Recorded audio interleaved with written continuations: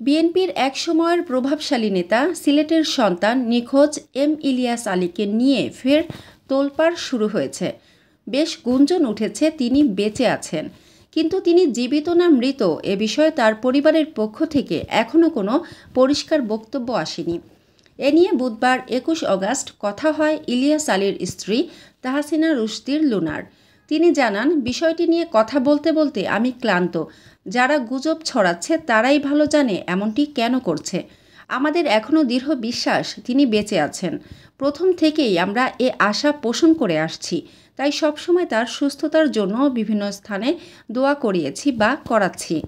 এর আগে মঙ্গলবার রাতে তাহসিনা রুশদীর লুনা তার ফেসবুক আইডিতে পোস্ট দেন, মিথ্যা বা কোনো প্রকার গুজবে কান দিবেন না, প্রিয় ইলিয়াস আলীর জন্য দোয়া করবেন। জানা যায়, মঙ্গলবার ২০ অগাস্ট মাগরিবের নামাজের পর সিলেটের বালাগঞ্জ উপজেলার গহরপুর জামিয়া মসজিদে ইলিয়াস আলীর পারিবারিক উদ্যোগে তার সুস্থতা কামনায় খতমে বুখারি ও দোয়া মাহফিল হয়েছে। এতে বালাগঞ্জ ও ওসমানীনগর উপজেলা বিএনপি এবং তার অঙ্গ সংগঠনের অনেক নেতাকর্মী উপস্থিত ছিলেন।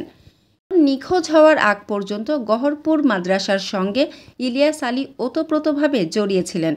তার ভাই জানিয়েছেন, ইলিয়াস আলী বিদেশের একটি হাসপাতালে গুরুতর অসুস্থ অবস্থায় চিকিৎসাধীন, তবে কোন দেশের হাসপাতালে সেটি জানাননি।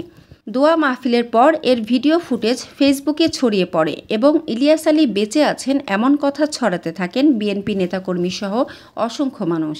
মানসম্মত হাঁস ও মোরগের চাহিদা পূরণ করতে আল আমিন হালাল লাইফ পোল্ট্রি রয়েছে আপনারই পাশে। আমরা হাঁস, মোরগ, কবুতর, কোয়েল, টার্কি ও খরগোশ পাইকারি মূল্যে বিক্রয় করি।